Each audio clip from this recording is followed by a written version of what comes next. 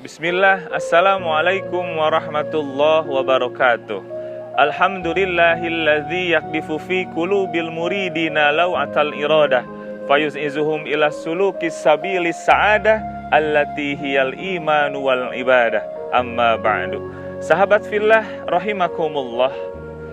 Setiap perjalanan manusia Allah menghadirkan satu bagian keutamaan dalam sebuah ibadah, dalam perjalanan seseorang berbisnis, dalam seluruh perjalanan termasuk komunitas. Begitupun tentang perjalanan spiritual seorang hamba menuju kepada Allah Ta'ala. Setiap minggu Allah menyiapkan satu keutamaan pada salah satu hari dari satu minggu. Setiap bulan Allah memberikan keutamaan pada salah satu harinya pada bulan tersebut. Begitupun ketika Allah menghadirkan tamu yang mulia dengan jamuan-jamuan terindahnya, Allah menghadirkan satu wilayah yang indah bagi setiap siapapun yang ingin menuju kepada Allah Ta'ala. Satu yang indah itu adalah Allah menghadirkan satu malam yang istimewa. Satu malam yang apabila dikonversi dengan ibadah seseorang, laksana ia beribadah 1000 tahun, bahkan lebih dari 1000 tahun. Bayangkan betapa luar biasanya Allah dengan seluruh kasih sayangnya.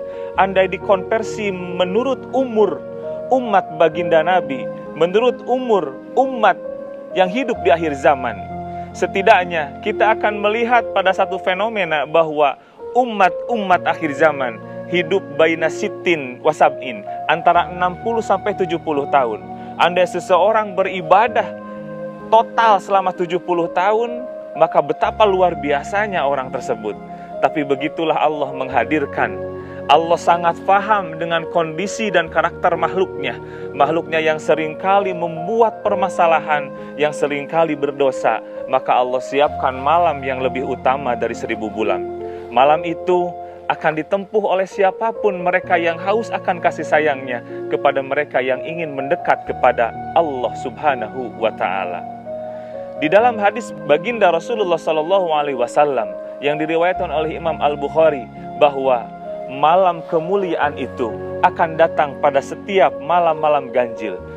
Bisa jadi itu di malam 21, 23, 25 dan seterusnya.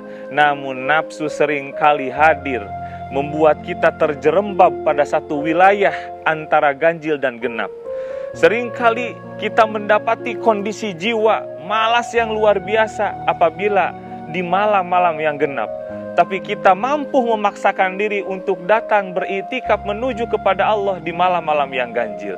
Padahal Allah tidak pernah menghitung kasih sayangnya kepada siapapun di antara kita.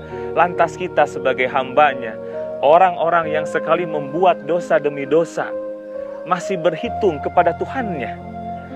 Maka hadirin rahimakumullah, alangkah jauh lebih indah bagi kita melayakkan diri, memantaskan diri di hadapan Allah Ta'ala, bukan tentang tanggal-tanggal yang ganjil, tapi tentang bagaimana diri ini dibersihkan, tentang bagaimana tazkiyatun nafs itu diberjalankan.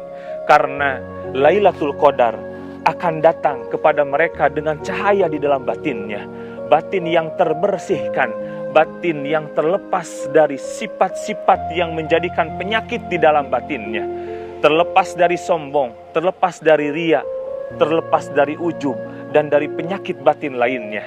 Sehingga yang perlu kita siapkan untuk menjadi manusia-manusia yang layak mendapatkan cahaya Lailatul Qadar adalah dari manusia-manusia yang membersihkan jiwanya. Ahli taubat harus menjadi satu dedikasi yang luar biasa bagi kita seorang hamba. Teringat hadis baginda Rasulullah SAW, man lazimal istighfar ja'alallahu min kulli hamin farajah wa min kulli dhikin makhraja wa yarzuqhu min haitsu la yahtasib. Setidaknya orang-orang yang membiasakan diri membersihkan jiwanya, lisannya dibasahi dengan istighfar, hatinya membangun kondisi spiritual yang luar biasa, sehingga dirinya merasakan kehinaan demi kehinaan, merasakan dirinya betapa kerdil di hadapan Tuhannya. Allah menghadirkan 3 bagian. Yang pertama, Allah akan memberikan solusi dari setiap masalahnya. Bukankah kita fahami bersama bahwa kehidupan itu adalah rentetan dari satu episode masalah ke masalah yang lainnya?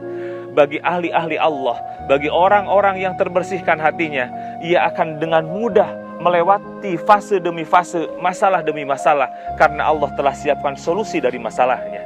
Yang kedua, Allah akan memberikan kelapangan dalam kondisi kesempitan. Bukankah kita sering mengalami kesempitan di dalam kehidupan ini? Allah siapkan keluasan di dalam hatinya.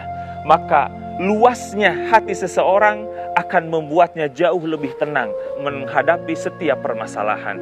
Yang ketiga, Allah akan menghadirkan satu wilayah di mana orang ini akan mendapati rizki yang tidak pernah terprediksi. Ia tidak pernah membayangkan dari arah mana Allah akan memberikan rizki tersebut. Bahkan sedikit pun tidak pernah terpikirkan di dalam hatinya. Begitulah gambaran orang-orang yang terus membersihkan dan mensucikan jiwanya. Begitupun manusia ini yang akan layak mendapati malam kemuliaan, yang akan dilayakkan Allah mendapati cahaya yang bertemu dengan cahaya Allah Subhanahu wa ta'ala. Semoga kita selalu dan senantiasa diberikan kelayakan dan kepatutan sekaligus kepantasan untuk meniti jalan kepada Allah Subhanahu wa ta'ala. Wassalamualaikum warahmatullahi wabarakatuh.